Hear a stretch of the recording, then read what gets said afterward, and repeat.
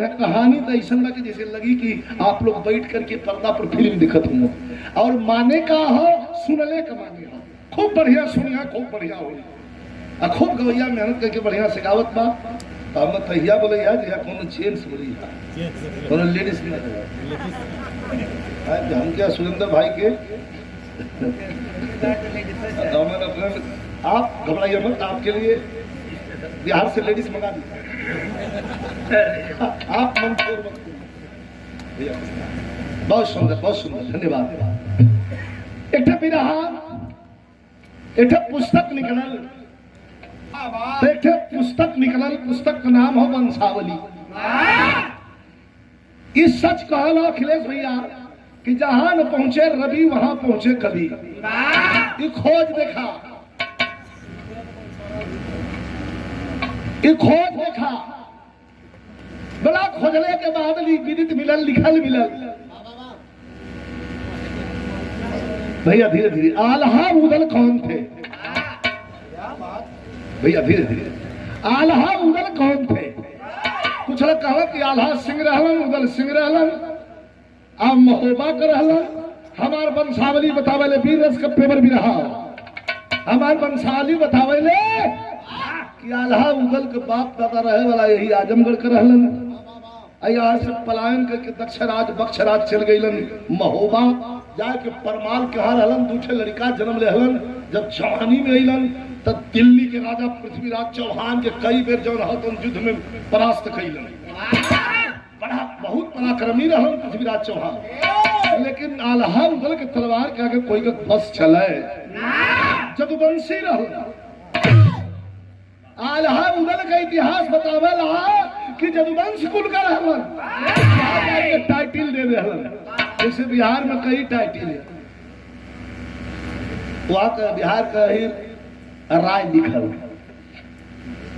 यादव लिखल, सिंह लिखल, चौधरी लिखल, कई गो टाइटिल बिहार में लगे। हमन के उत्तर प्रदेश में खाली यादव लिखल। तरी से आनंद लिखा। कहानी तो ऐसा लगे जैसे लगी कि आप लोग बैठ करके पर्दा पर फिल्म दिखत हो और माने का हो सुनले का माने हो। खूब बढ़िया सुनिया, खूब बढ़िया हो, खूब गवैया मेहनत करके बढ़िया सिखावत बा।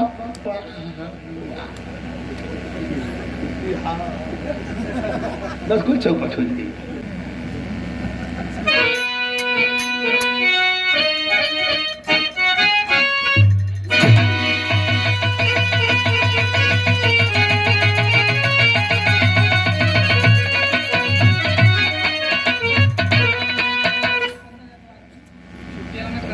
अच्छा, उपेंद्र यादव जी इंडियन आर्मी के नौजवान, बड़ा कसम कस चला था बॉर्डर पर। कैसे छुट्टी मिल गई उपेंद्र भैया? अगर आजकल जाए के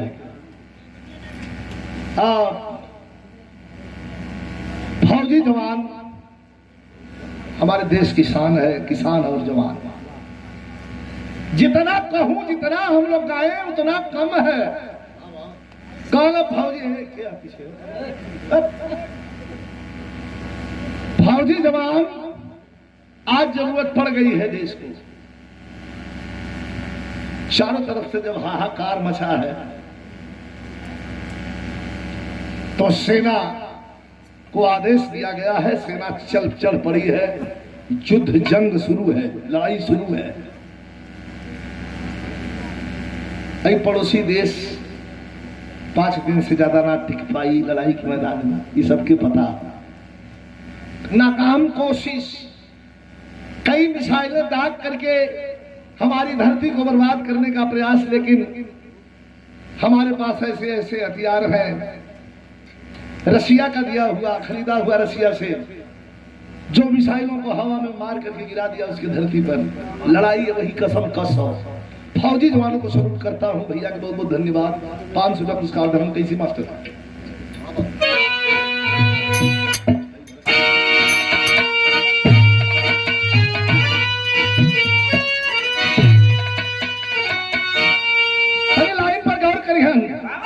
कैसे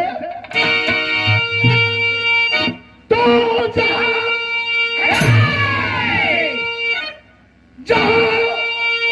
साथ से लाखों स्तर कट गया।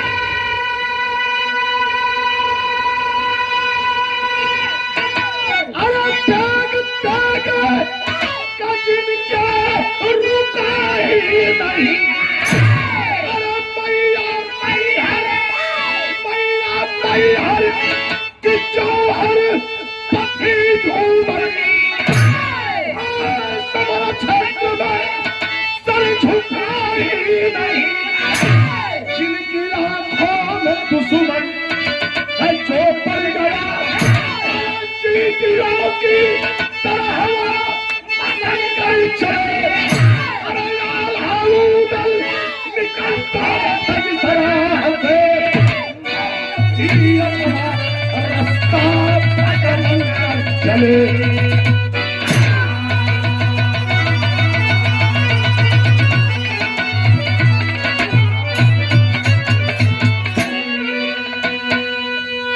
सुना, आइए, वेलकम, स्वागत। आज एकदम सीधा आ जाइए। और तुम रमेश भैया, रामलाल फौजी, रमेश सिंह, टुनटुन भैया, हंसराजपुर से आप लोगों की उपस्थिति हुई। आइए आइए, इधर लाइन से बैठ जाए। आल्हा उदल निकलते थे जिस राह से, सुना सुना सुना, बिरताई, भैया बैठ जाएगा, बिरताई बाजार में ना बिकाले, बिरताई बाजार में ना बिकाले। चलता दुकान पर रमेश भैया कह रहा कि तने 100 रुपया का बिरताई देला, न मिली। बिरताई खून में होले, खून में। यहाँ कव्वाली का तर्क लगल हो उस्ताद लोग गाँव के, हालांकि हम तो नैकी गुलाम अली से लेके नुसरत फतेह अली खान के भी गाइला, लेकिन ये स्वर्गीय राम द गुरु पुल्लू गुरु के जमाने में उन्होंने लोग के जिंदा रखे बदे के गाइला कैसे हो।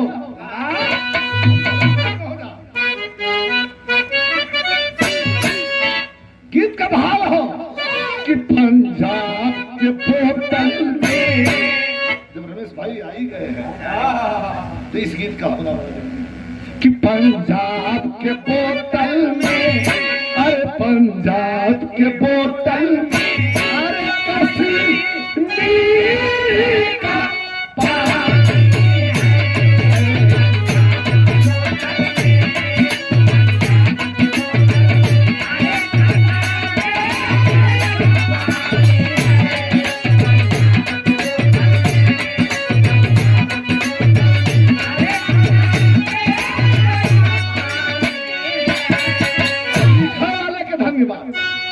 कितना बढ़िया लिखले हो कि पंजाब के बोतल में कश्मीर का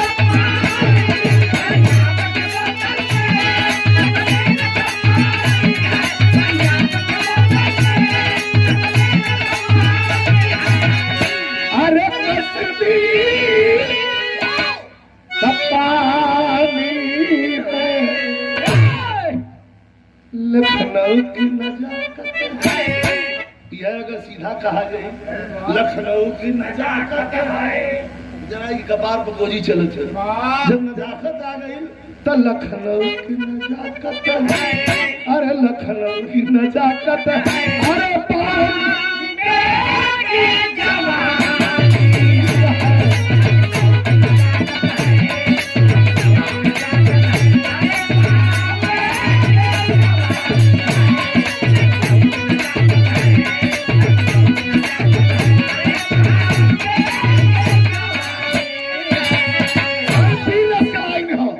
जंगसाली जवानों पे, अरे जंगसाली जवानों पे, अरे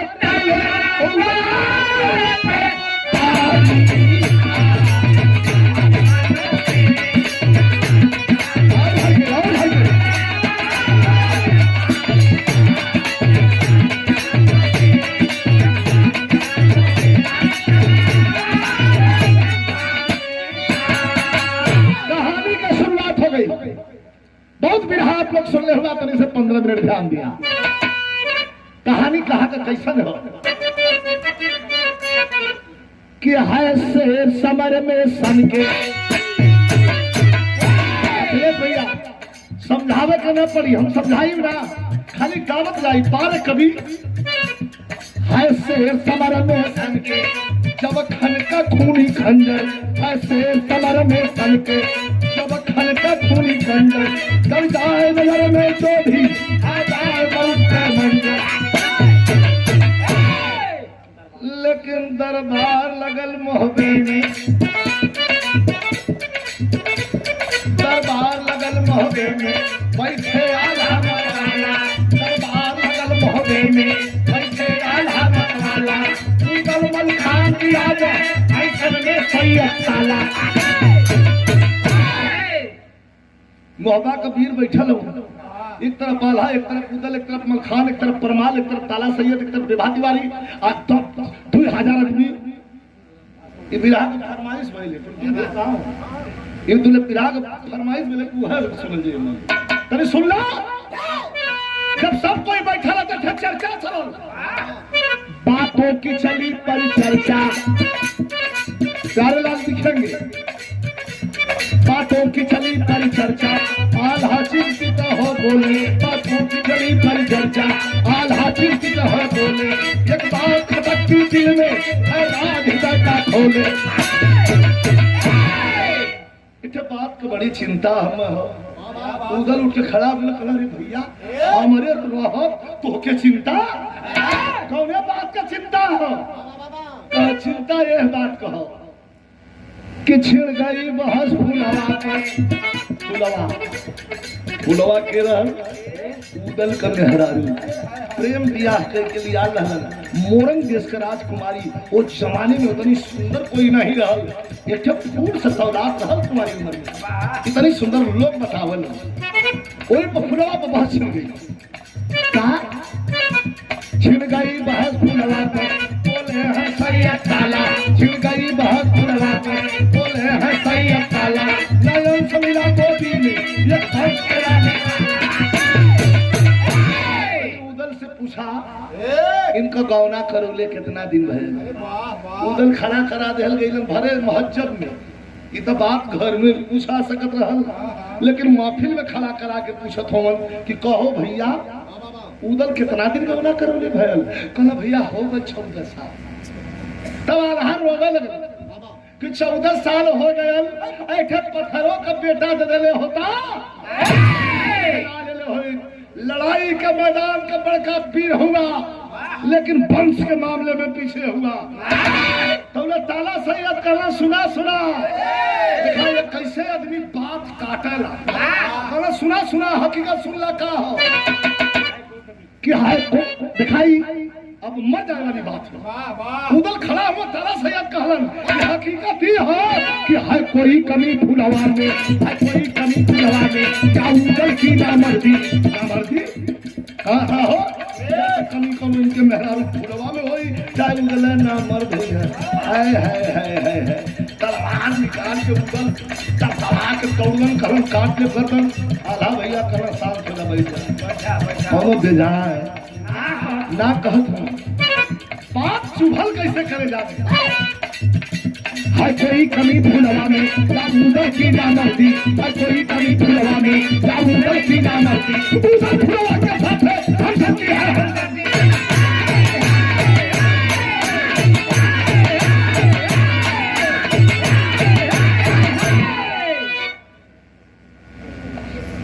करण बनारसी ढाक बहुत बहुत भैया के नमस्कार प्रणाम कहा कौनो कमी आ तो फुलवा में होई अरे तो उदले ना मरद होई हो एकदम दरिया कोर दबा के धाक पीस के रह गेलन उदल कले खेल में रहता तो तोहर गर्दन काट के फुटबॉल खेल दी आला भैया ये रोकले हो करे जा जा अब इतना भैया बैठल हुआ ये क्लियर बता दें आप लोग के मर्द के तेगा कटार भाला कड़ास से मरने की जरूरत नहीं अखिलेश भैया बात को चोट अगर मर्द की लग गई तो जबले जी तबले कर जवाब में काट मतिन करके लग गई बात उदल के रोवत उठलन और समाज से चल दहल घरे कहाँ चल दहल घरे देखा यही के कहल जाला खिस्सा कि सौती का खुनुस कठौती खुनुस कहाँ बेइज्जत के कहले हो मन में सोचा रह जाके चौरी तानत जा और तलवार पर हाथ रखत जा फिर निकालत के करे बदे हाली हाली महल खोल जात हो लेकिन कहना हो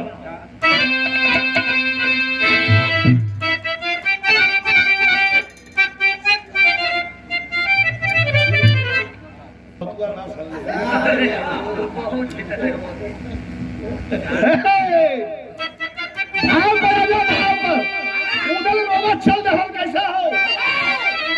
कि खंजरी लपेटा अरे खंजरी लपेटा से भी बढ़ के पेट है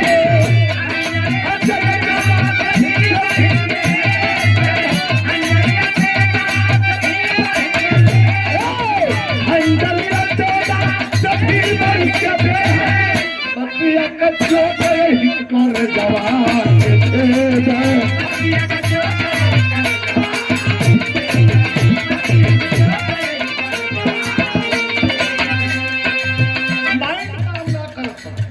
छेद अरे नहीं फुलवा रानी बैठ के शीशा दर्पण के सामने श्रृंगार कर रहा दिखाया का कही खुद के उदर नहीं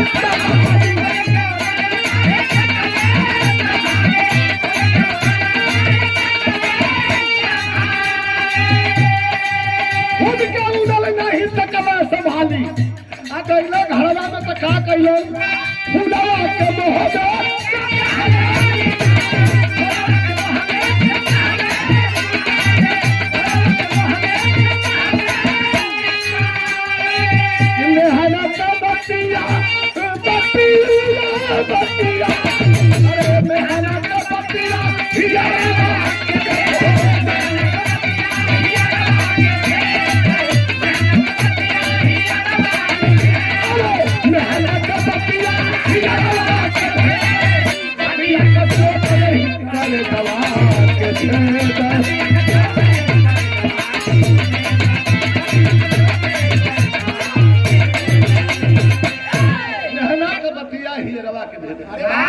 बोलले हुआ उकुल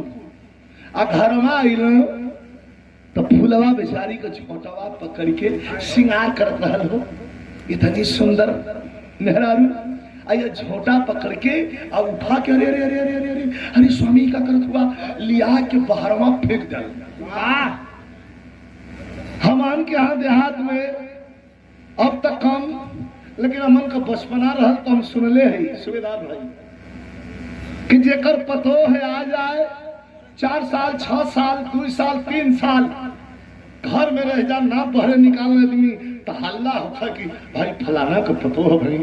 निकलत ना लोग भाई घरों में रखले हो अब फुलवा के 14 साल हो गए रहल महलिया में रहल बहरे ना निकल रहल संजोग दिखा निकल के आयल हो तब पकड़ के दारा भैया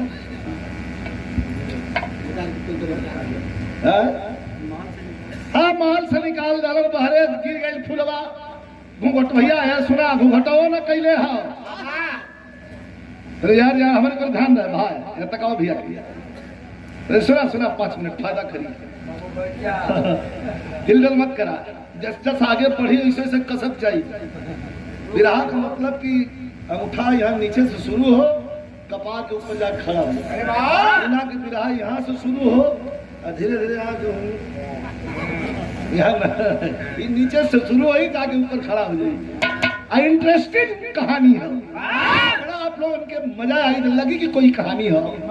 फुलवा के जब फेंक दलन कलम निकल जाओ छोड़ के महोबा फुलवा कलम मालिक हमार कोनो गलती का गलती है का 14 साल हो गए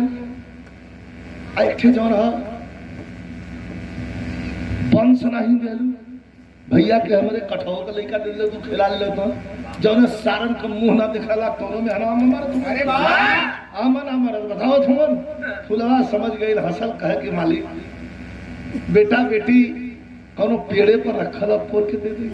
ये तो भगवान के हाथे न हो कल ना ना ना ना तो के भगाई आ दूसर मेहरा ले आई कई कुल बात कर मत करा कल तन को 1 मिनट रुकबू तई तलवार पर हाथ हो अगर निकाल ले तलवार तो बिना खून ले अंदर न जाई है घुमा ले मुंह हर फुलवा बेचारी रास्ता पकड़ लो अच्छा बहन बेटी सतावल जाने तो कहा जाए नहीं है लेकिन फुलवा कलश की ना ना नैहर ना जाई नैहर ना जाई हमारे माई बाबू का इज्जत खराब हो जाई फुलवा चलल कहा रास्ता पकड़ के सीधा वो धैल कहां चल माता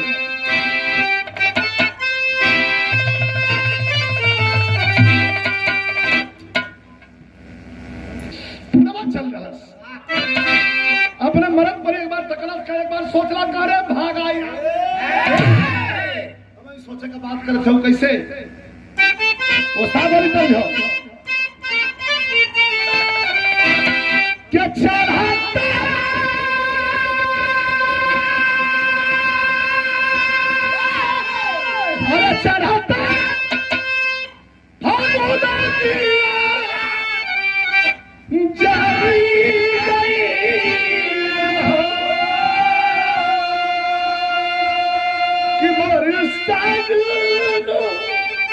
ऐसे बढ़िया तहजवा से बढ़िया फर्ज है। सोच गए फिर कहाँ जाए, मन ब्रेक दिमाग ब्रेक लगा किधर जाए, कहाँ चला चल जी। अरे लदीना क्यों नहीं हो कि भटकत फूलावा बेचारी माई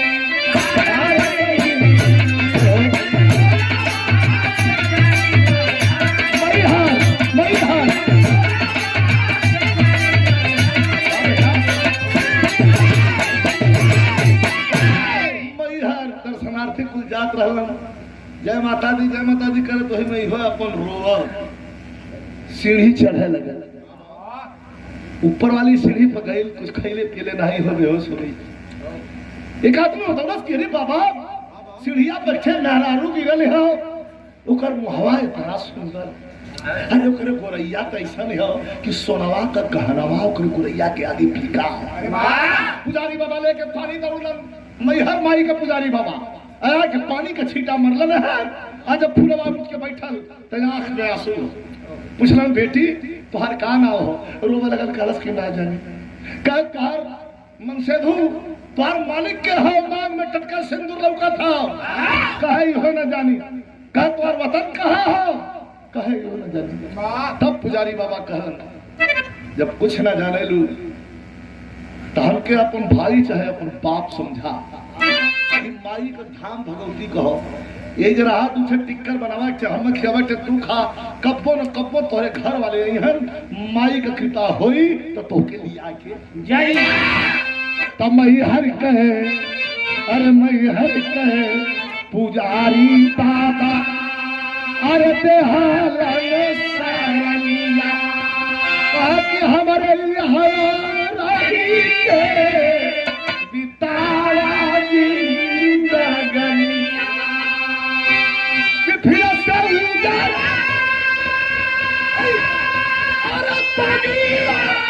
सवारा गई हो कि भटकत फूलावा बेचारी माई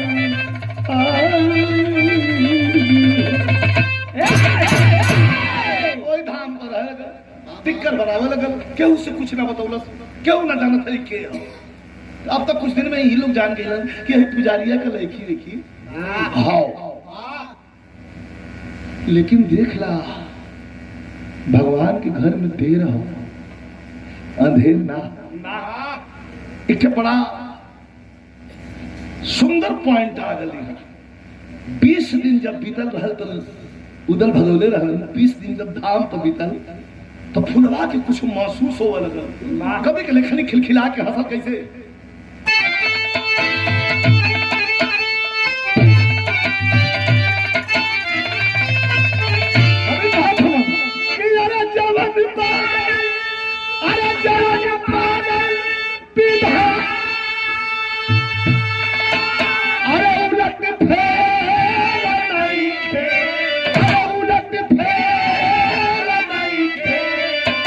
के ऊपर वाला के घर में अंधेर नहीं।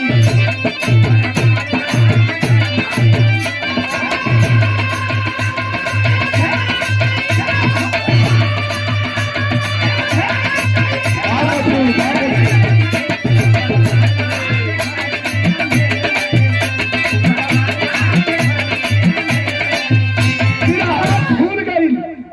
कि जब फूलवा ये बिरहा खुला नहीं जाए कि जवन बाह फूलवा के उदल दूर कैला वही महारानी के गर्भ रही गई।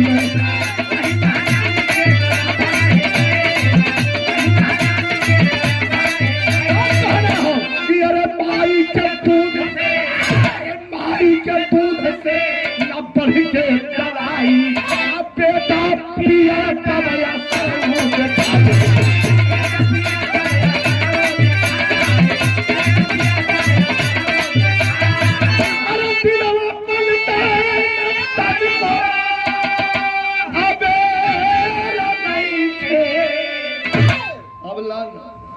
1 महीना 2 महीना 3 महीना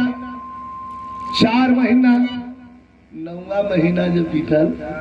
तो शारदा माई का सितार वही पहाड़ पर बन गया। फुलवा इठे पुत्र धन के प्राप्त कैलस, बेटा पैदा कैलस। लेकिन ये बिरहा सुना वाले भाई लोग, फुलवा के कोख से जौन बेटा पैदा भेल वो बेटा नहीं हो, वो तो बारूद पैदा कैलस। रोज बढ़े लगल, समय बीते लगल। तनी बिरहा के लाइन यहाँ आगे विशाल मलक मारते मेहरुआ को बड़ा हिला हिला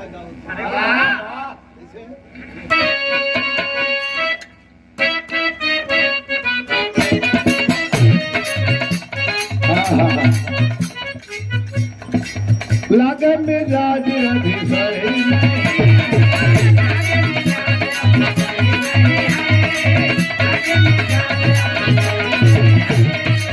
महल मठाई को कहीं नहीं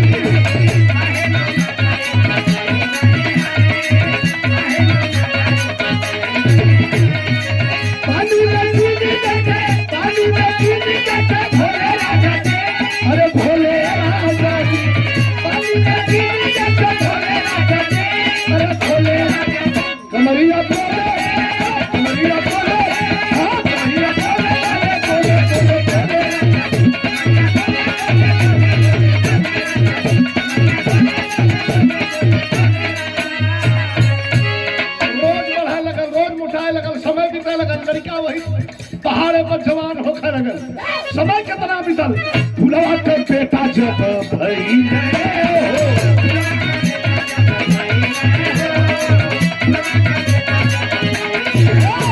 अरे नाम नंबर जीत बाबा भई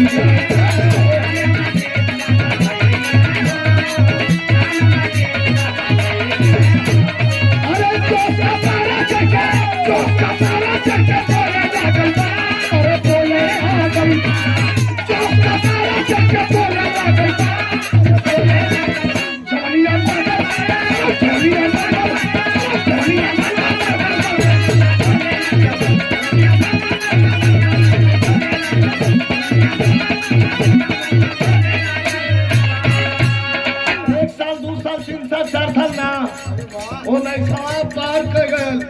कितना जल्दी जवान होने लगल फुलवा का बेटा। पता केहू के ना महोबा में पता केहू के ना कि कहाँ फुलवा गई कहाँ काम है। तनी बहुत बिरहा के आनंद लिया लगल रही। आज हमारा ब्रह्मचर्य में कितनी शक्ति है, लड़का लोग भी बैठल हुआ। ध्यान दे हमारे बात के,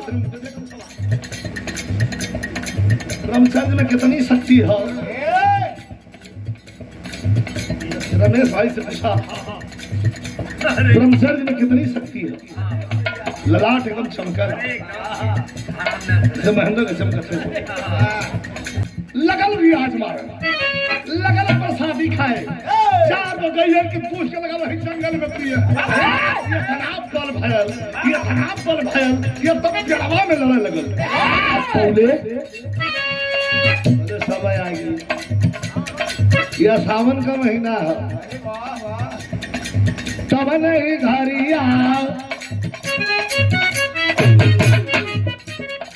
तब नहीं घरिया मैया के नगरिया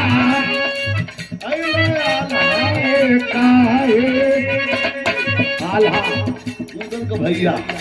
आय के अखाड़े पर कुंड में नहान कर स्नान करके लंगोटा जगह पान के तारी ठोक के अखाड़े को देख कर मावा लगला। तब बगलिया में लड़का हुआ फुलवा का लड़का नारा पर याद बदले बा इनके जलन हो लगल कला। अरे अरे कहाँ रहे ना तो लड़का उठा है मतवा होश में बोला, होश में कैसा बतिया छुआ हमारे कहीं घर तो कैसा बोलत हुआ कहना ही बड़ा रियाज मारत हुए तो जोर पूरा ना होता कहीं आप तो जोर करा गई। कहीं अकेला आल हुआ कि दुखेल कहा अकेला आ रही, कहीं अकेला हल हुआ तो क्योंकि बोला आला नहीं तो उठा के पटक दे, उठा के पटक दे तक जोर बा उठो के ले जाए वाला चाहिए। अल्लाह के लगल रे भाई लड़का 3 दिन का सजा हो जाओ कैसे हो तब नहीं घरिया नहीं हके नगरिया अइले आए काहे अखड़े पर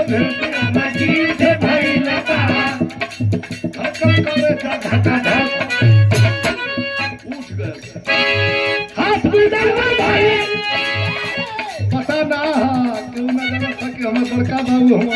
और हो ना जानत था कि उधर का लड़का है हाथ मिलावा भाई तोर लगावा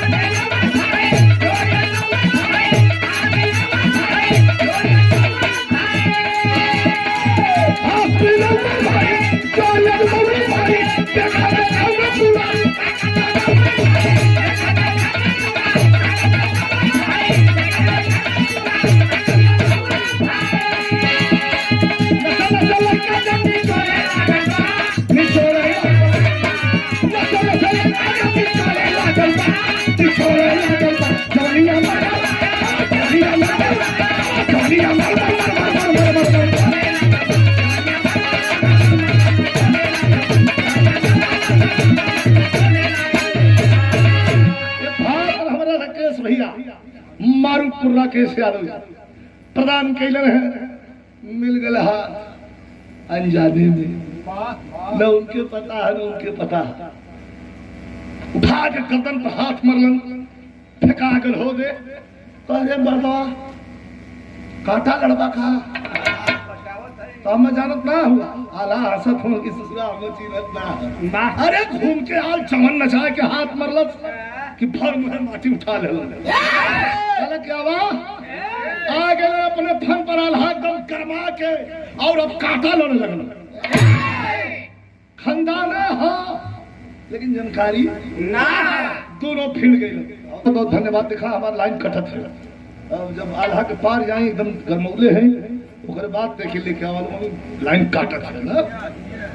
बीच में लाइन कट जाए का करी रोकिया मत फिकर मत करी आगे कह देने से लोग कहेंगे ज्यादा मने करो तो कहा चले जाए कोई बात ना है आप लोगों का घर द्वार है आ सकल कहता अब लड़ गए लाल हो करा है लड़का का देखा यार लाल बिहारी मिश्र वाली तर्ज लग गई मैया हो नवा देला पहनी हो मेरे नवा देला एक हमारा अमर कर दिली मंगल मुंशी का लिखल गीत चल गई फिल्म में मॉडर्न फिल्म हमारा आवेले आज दिखले हुई हमारा हमारे भाई का इटे फौजी के जिंदगी में कैरेक्टर हम निभौले हैं तारा रियल लाइफ में भले ना मॉडल पर पहुंचले जा लेकिन रियल लाइफ में हम दर्शा दे जाला बता दे जाला कि तेरे फौजी के होखे के चाहिए कौन कैसे लाइन आल्हा एकदम गरमा के चलल ये लड़का का हिम्मत लेकिन हम खाली हंसा मुस्कियाए 20 साल का बलद खून हो इनका 45 के बाद में ढलानी अरे वाह मस्त कैसे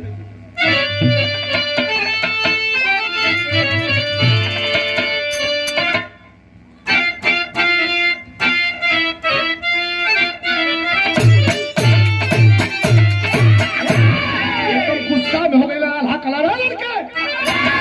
अब बचे है तो कभी हाथवा की मुट्ठी अरे मुट्ठी जब भी चले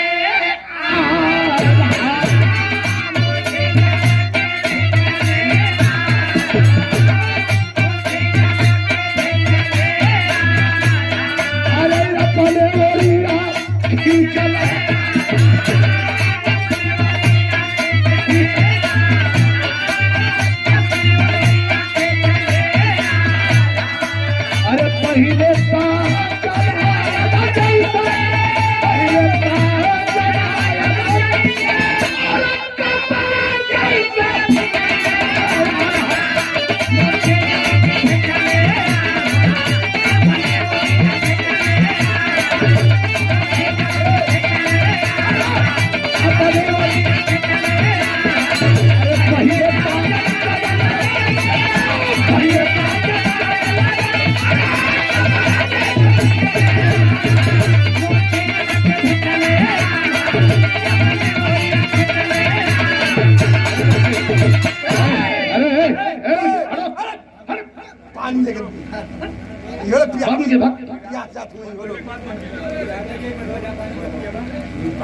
बाद में जब खत्म हो जाता क्या दुनार भड़क गए भड़क गए बारूद जैसे अरे हरी अरे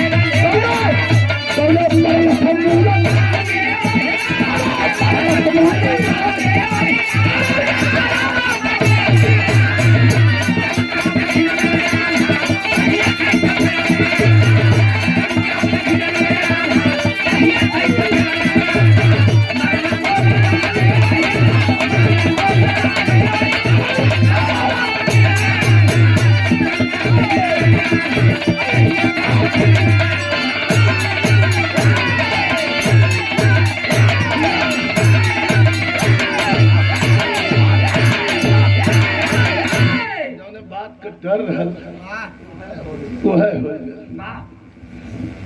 शंका से घिरला आला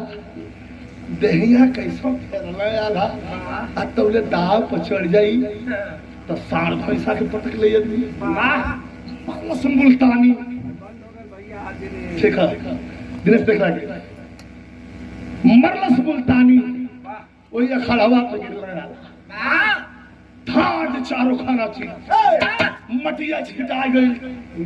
उठ के 2 दिन पहले खोखलवा कहला तू कहाँ घर है भाई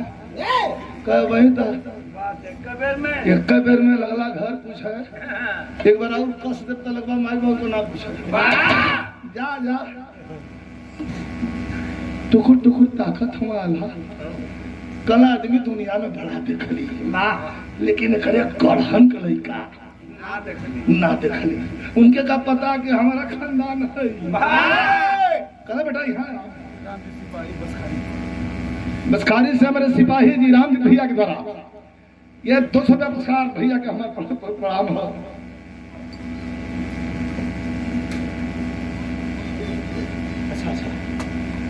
और ये 200 रुपया पुरस्कार प्रदान कैले है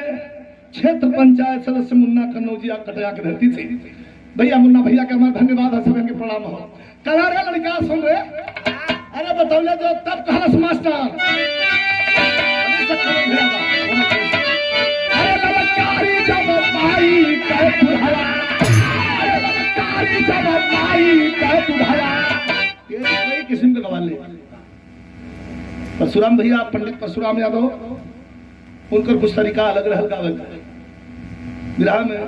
उतना बड़ा विद्वान उतना पढ़ा लिखा उतना शब्द और व्याकरण के ज्ञाता विराह में कोई नहीं हुआ चाहे कि कोई भले कर ले का ले लेकिन पंडित परशुराम यादव का स्थान जहाँ है पूरे बिहार समाज में अकेला है वहां तक किसी का स्थान नहीं है एक बार पंडित परशुराम के नाम पर थाली बजा के आप लोग राम गुरु गुल्लू गुरु इन लोगों ने अंतरराष्ट्रीय क्षितिज पर अपने आप को स्थापित किया और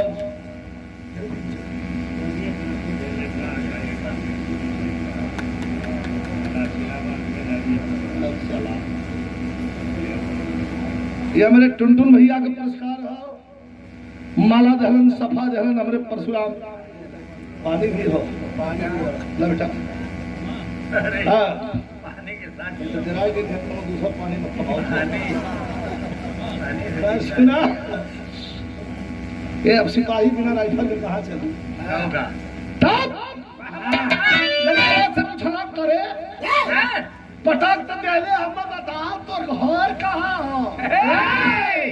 तब लड़का मुस्किया के हरियाली का बड़वा पैर थका तो माई हमारा वही मारे ले हम मतवा कन कहाँ से आलवा दुकड़ा हुआ के तुम भगा यहाँ तब लड़का जो संग में खलत कहलत कि ललकारी जब हटाई कहे तुझला हमारे गुरु का स्टाइल हाँ ये परशुराम भैया की स्टाइल अलग है उनका अलग काम कहे कि ललकारी जब माई का तुझला उनका अलग है लेकिन राम गुरु का स्टाइल है ये तो विधान में स्टाइल ना चली ही चली जो हम बताओ थे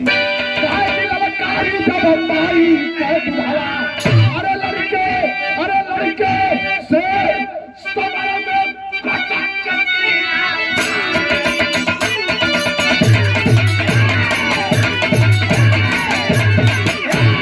सही है बेटा लड़के शेर समर में पटक किसी ना फारी ललकारी जब माई का धो वो तो चल गए जंगल में गयन के बुलाओ आधा ये खाने पर हारल जुआरी जैसे ताका वो हरा ताका जो गया कभी कहा था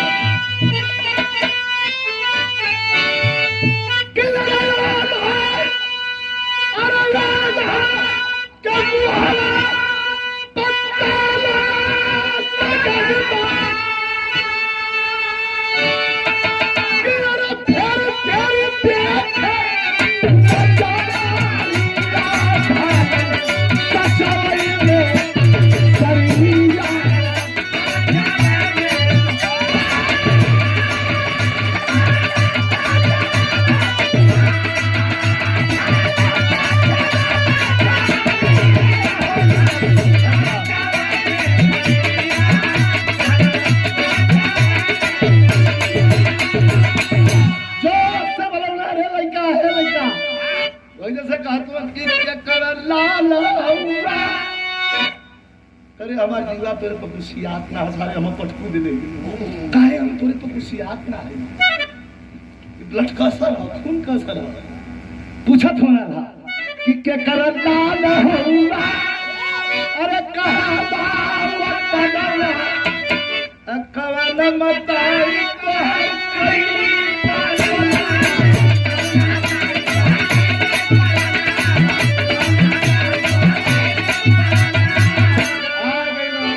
खड़ा हो के माई मई हर के वोट करवन करवन माई ई पटक के सरवा मूड खराब कर दो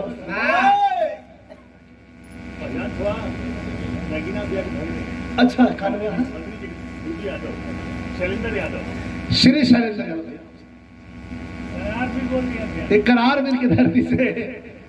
हमारे साथ में मिनिस्टर रहे राम नगीना यादव जी जब हम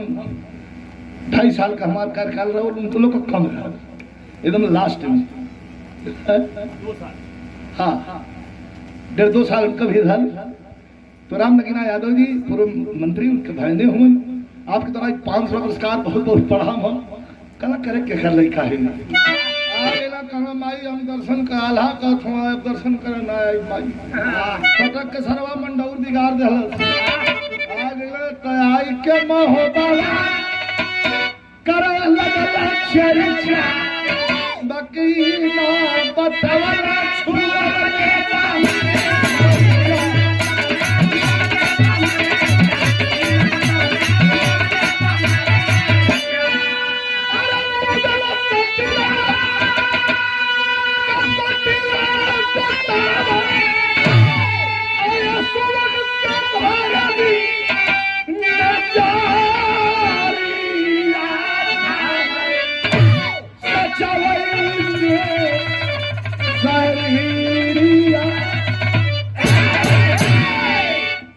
उधर से बतावल के उधर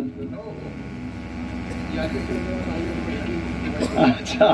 हमारे इंडियन आर्मी के नौजवान सीआरपीएफ के नौजवान राहुल यादव जी बढ़ियारी उनका भाईने होंगे छोटे भाई सोनू यादव जी हाँ हाँ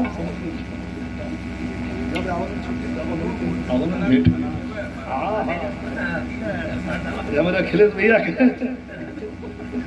200 रुपया पुरस्कार बाबू के हमारे सुबह आशीर्वाद हो बिरहा हमारे 3 मिनट 4 मिनट और हो तो विशेष करी आल्हा समुदल पूछला कैसन तोहार मुंह गिरल हो गलली है मई हर के खड़वा पे ठलई का रहा उधर कहा त का भयल कला अरे पिछवा से इतने बीम खींचत रहा ओकर देहिया देख के हमार करे दवा धड़ा कल री हम कली हमार ऊपर लागी न कहा तोड़िए मत देहिया रहे मत का बात पर आवा बात भूलवावा मत का पूछले हुआ हमर 2 बेर पटक देला से खड़वा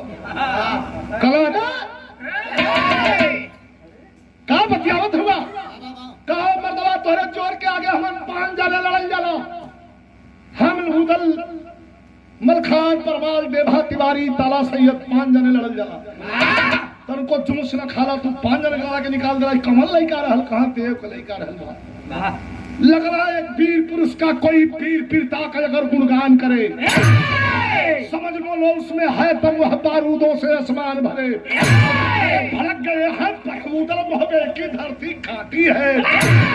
एक पैदा वीर हुए बारूद यहाँ की माटी है इलाही इज्जत उठा के इलाह लाज नहीं लगा कहाँ मिली ना मिली कोई जंगल में भाग उधर कहाँ खोज के पटकर सारे के अपने भाई के हम अपमान का बदला ले उन्हारी कहाँ करावे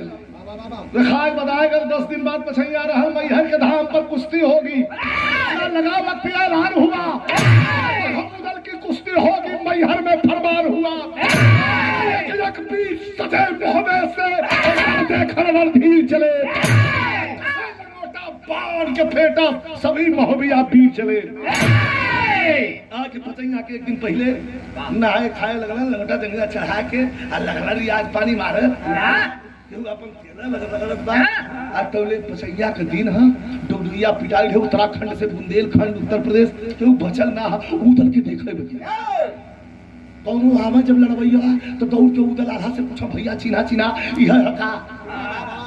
आल्हा कहा कि भाई देखता छीन जाई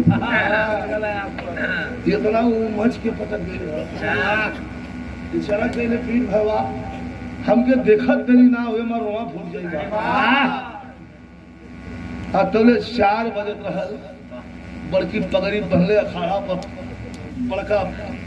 तहबन मरले कुर्ता पहनले बड़का कान में बड़का बड़का बाला पहनले अब मैहर वाली के चुनरी बहले के बारे पर चढ़ावे अखाड़ा पर जोर से चिल्लाइलन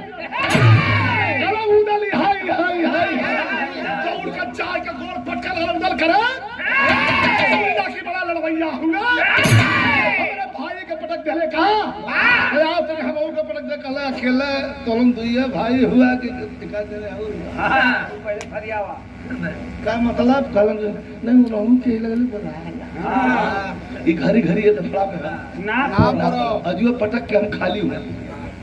हाथ में गल बिहार 10 बजे से कुश्ती होई बदल टूटिया पूरा भीड़ जुटल भीड़ अरे मरवा ठे लड़का हाथ मिलोगे हो इठे लड़का कहां का लड़का हो के कर लड़का हो कहां का लड़का हो जब धाम पर पहुंचल माई फुलवा के हम तो जाके गोड़ धइ के बैठल कहे मां का गैया रे का चारों गैया नीचे है माई ये माई एक थोड़ा घमंडी सारे के पटक ले रही है 15 दिन पहले मां एक ठे और अपने भाई के लिया के हाथ में वाह करे माई आशीर्वाद दिवा दे तो हमको पटक दे बेटा का दुलार तुरंत बैठा के मैहर वाली के सामने दशहरा यह फैला के फुलवा मंगल समाज का कैसे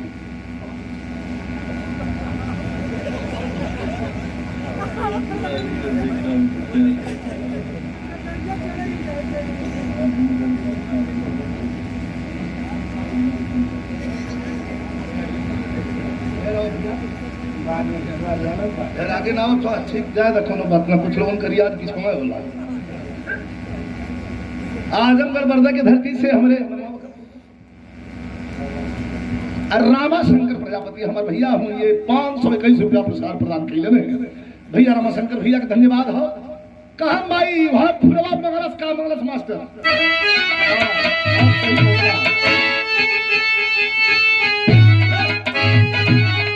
माई से लागत बा फुलवा ए माई महोबा की इज्जत का सवाल हमारे की मैहरो माई कंफ्यूज है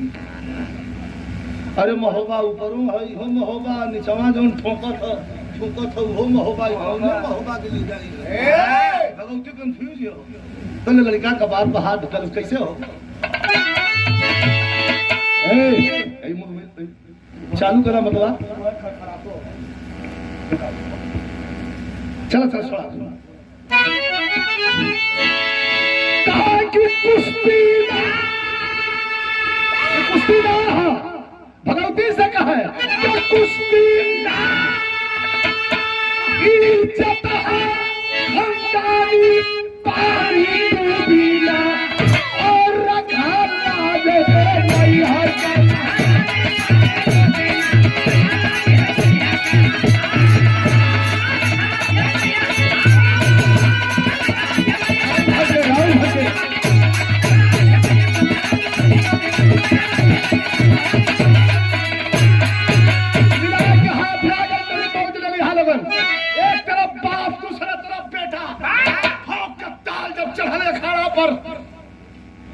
तो उधर से इतना लंबा लड़का हो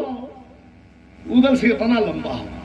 ठोक के ताल जब चढ़ल हंस के अखाड़े पर आदमी जितना ताली बजावा रहना सबका हथवा यही पा के रुक कह रे मदवाई आयन कोमल लड़का है ई कौने का लड़का सरवा मर चल गल ई भू शैतान हम आने दे रे लेकिन कभी कहा तुम क्या खून से खून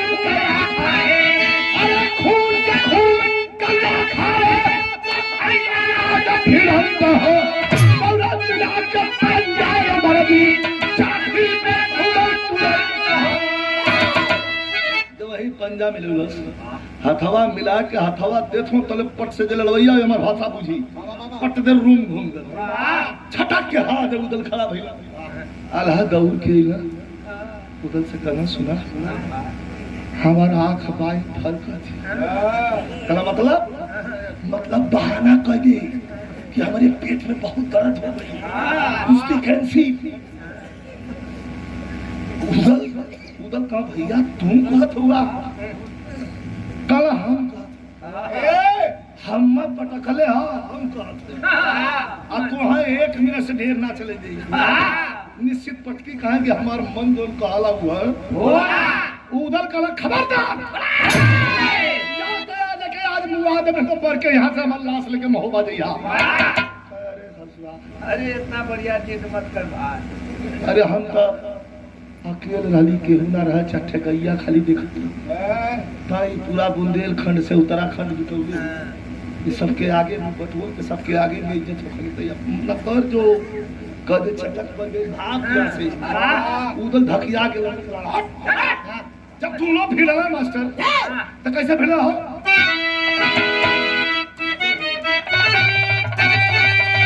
हमारे गाजीपुर खानपुर लहरी मोहम्मद हनीफ मास्टर अरे भाई जमाना रल सुंदर भैया तुझे नट शाहजहां पॉकेट में अरे वाह वाह महाराज देखा एक नदी है आ गया। अच्छा सजाए लगन जब आल्हा गावे लगे अरे फिरा की दोपहरिया के मड़ई में परम आग लग जाई जोन में से का के निकलल इतना जम जा कि हमन उठल न जा हमन बैठल जा सुनल जा कैसे गाओ मास्टर यह कहे कि लोहा के लोहा जब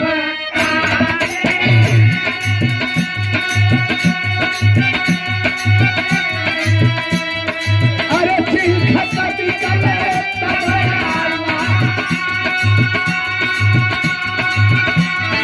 अरे अपने वो रखी जाए बना ओ भैया अपने वो रखी जाए अरे अमर गीत समाचार पुलर अरे तालत तारा पता अरे तालत तारा पता अरे हर गीत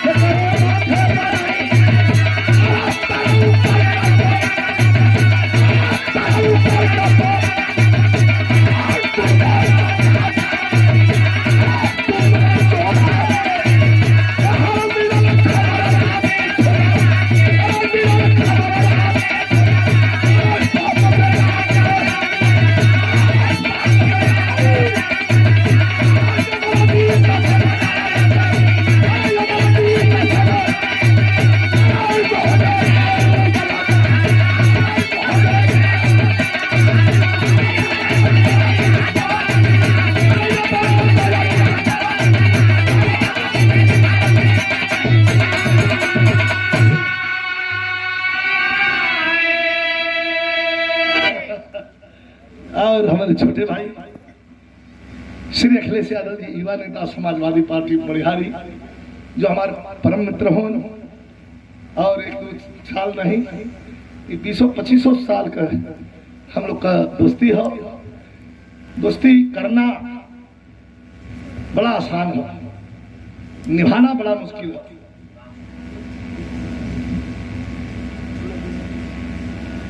हमारे नगीना यादव भैया बस खारी की धरती से पुरस्कार प्रदान जा विनोद जा यही तरह हरकत रामदेव से विराह होत रहल दाऊद राम विराह इस तरह सुरवा जो है यही तरह हरकत करत रहा अल्लाह में पटक के मारे हुए मन से उतरा ऐसा हम जाना है ना नहीं जगह होकर जगह कलाकार का मतलब कि महफिल का समय बनल है तो वहाँ ढलल है मजाक का भी समय होले मजाक का भी समय होले हम लोग भी मजाक कर ले जरा घाते मजाक के अपने में लेकिन मधुर मजाक होला आनंद भी आ जाला तो मिलल खबर रानी फुलवा के मिला गयल ऊपर जाके कहलत लड़कवा के कहां भगले फुलवा कहलत की लड़ा गयल हो अरे कैसे लड़ा गयल हो का ब्रह्मा से लड़ी तब आज बिना पटक ले आई का ब्रह्मा से तो ना लड़ल है कलयुग के हनुमान से लड़ गल है कहे के कहे अमरजीत संग लड़े जे मोहबे कहे उदल महाराज है चट दे हाथे से थरिया छूट गई रोवे लगल फुलवा आके माई मैहर वाली की गोड़ देखे कि माई बेइज्जत के यहाँ करुण हो थोड़ा सा बेइज्जत करके मोहब्बा से निकाल गईली तो क्या हो रहा है ना देली आके 40 साल अपन बेटा लेके तुहार यहाँ सेवा कैली तो उसे कौनो सिकवा शिकायत ना कैली लेकिन आज जौने दुराहे पर हम खड़ा कैले हो देवी रास्ता बतावा के कहीं कि हाय दिया के कहीं कि हिताय दिया एक तरफ हमारे मांग का सिंदूर हो और एक तरफ हमारा अचरा हो हमार गोद हो पुजारी बाबा कहलन 3 घंटा से ऊपर हो गए खुखार हो गए मन दोनों लड़त हो आदमी हिले के तैयार लड़के मर जाना जल्दी छोड़ा जा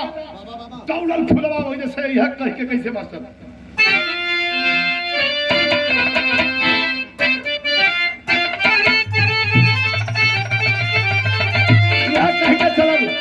कायम मई हरवाली माई यो अल्लाह का नया फ्लेवर कि कायम मई हरवाली माई कई तवई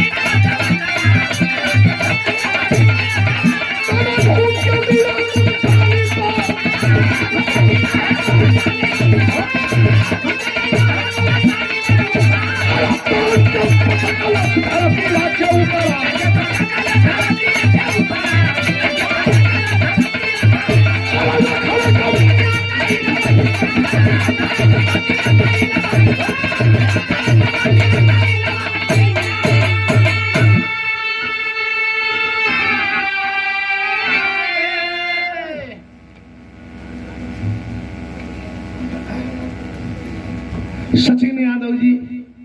देखा सही मौका से इनाम आयल कि मेहनत कैले ही तनी में हो गया अरे बर्बाद रह जाऊ ठीक तनी खला गौली हो के ठीक है सचिन बाबू बैठा खला गौली है अब तनी वीडियो में देखा तनी वीडियो में देखला कि कैसे हिलत हो दूसर पुरस्कार प्रदान कैलन है टांग के पटकलस 3 घंटा के ऊपर हो गए तो लोग उठा ललस लड़का है तुम कसी बनल तुमको हिलत ना हो उतार पर उतार उतार पर उतार उतार पर उतार और तो लोग घुस के उठा ललस मुठानी आल्हा जो है तो ना अपन मूड़ी वही माटी में डाल के लगना हनुमान चालीसा पर मने कैली यहाँ फरकत है रात बिहाने से मत लड़ तो उठा ले हो आदमी का वोट सुखा गल हलक सुखा गल अरे यार पटक दी का अब तो ना वही समय टाइमिंग देखा फुलवा कर माई अखाड़ा पर चढ़ गई कितना बुंदेलखंडी वो बैठा सुंदर औरत देख के सब कोई यार उठौले हो, यार फिरवा के आना हो, आदमी का नजर लड़का पर पड़ते है मेहरारू कौन है? अतल पटक के रुकी है, रुकी है, रुकी है, रुकी है, सुना था रुकी है, 400 अखाड़े के बेदी पर से चिल्लाई, खबरदार! रोक ले, कहा सुना था, बोले खाच दे पटक के आँच दे वो बैठ गया। आदमी ताली की नाम बहुत बड़ी यार, इज्जत वाला आदमी का इज्जत उतर गई। कहो मदवाई के कर लिखा है यार, उदल के विश्वास में रखिए मुना गिर कब पटकई में अतले फुलवा पहुंच गई, खींच के ताड़ ताड़ तुई थप्पड़ मरल चाही आगल का तखलस ऊपर कहे माई करे कहे मारत है, हम तो सारे के पटकले है। हां कहे मारत है, हम कह छोड़ दे, कह नहीं छोड़ा तो मत कहिए कि मुआई। रोवा लगल फुलवा कहे छोड़ दे, उदल बेचारू आसमान देखत हो, ओई छाती पे बैठल है, तले एक कलाई धय के आ का कहलस पड़े मार भिरदा के छू दे बात का करत।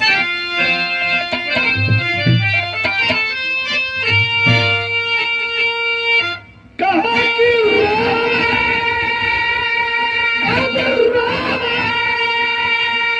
फुलवा इज्जत बारी झुका वाला निचावा कह पटकले है तो तोर इज्जत कैसे छूट गई? फिर बोला कहा कि फुलवा इज्जत बारी झुका वाला निचावा कहा कि अपने यही अपने बाबूजी के छाती पर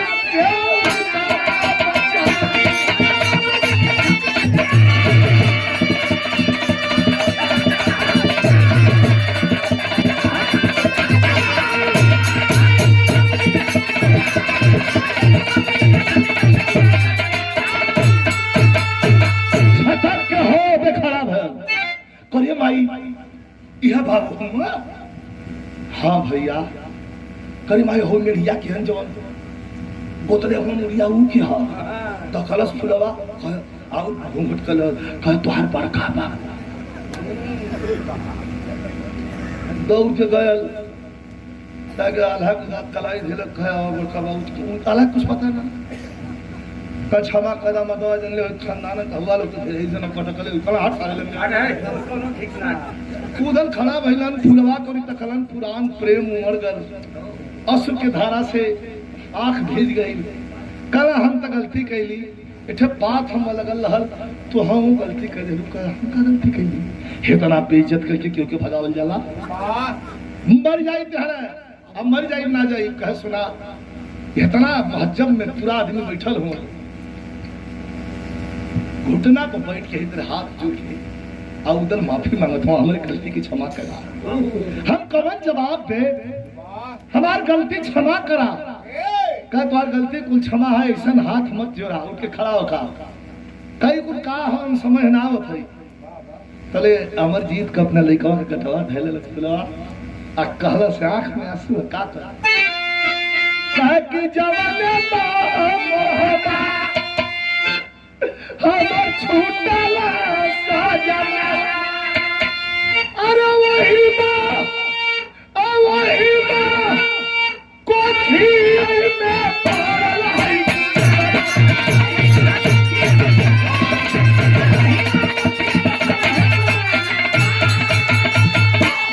कि कितना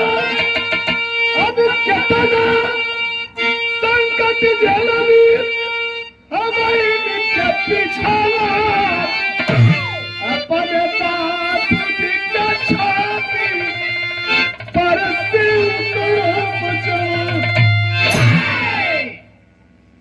आपा का लड़का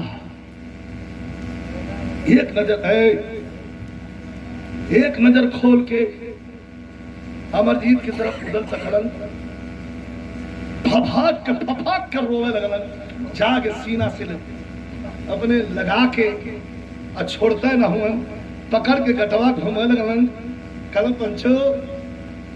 हम पूरा हो गई अधूरा रही कहा कैसन लोग समझत ना हो कल हमार बेटा है हमार खून हो हमार लड़का पागल के तब तना का दौड़ा लगल उदल के पकड़ला सब फुलवा का क्षमा कर दिया तोरा लोग तो बेटा तो हम दोनों जाने की बेइज्जत कर गलत की नाना दुनिया में बड़ी लड़ाई लड़ी बड़ा लड़ाई जीतली लेकिन जितना कुल लड़ाई जीतले का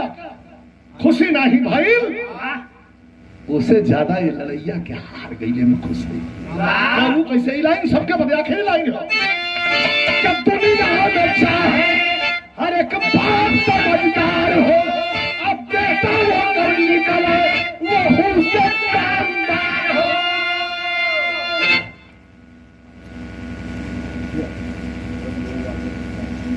तेरा की धरती से हमारे बाबूजी श्री धर्मदेव यादव जी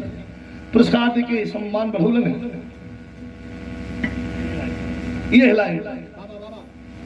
ये सबके लिए लाई बाबू रमेश सिंह रघुवंशी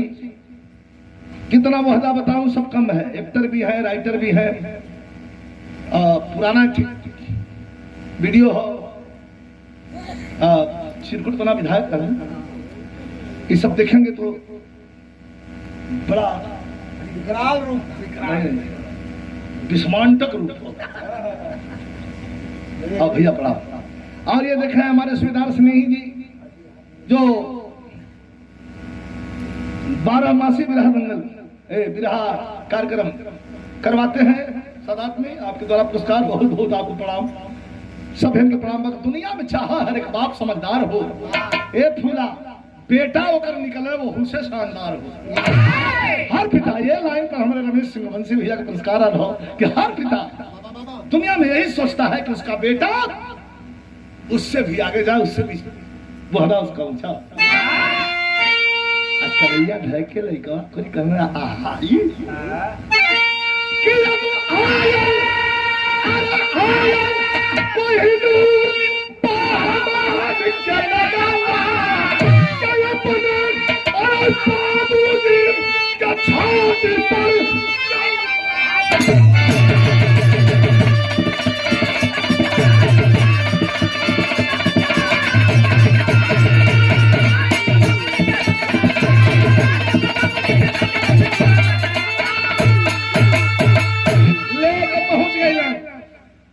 देवी धाम पर जाके वहां हवन कैलन पूजा कैलन माई के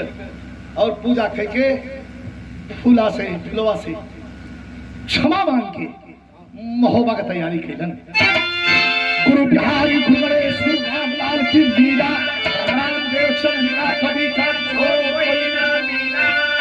ललकारी जब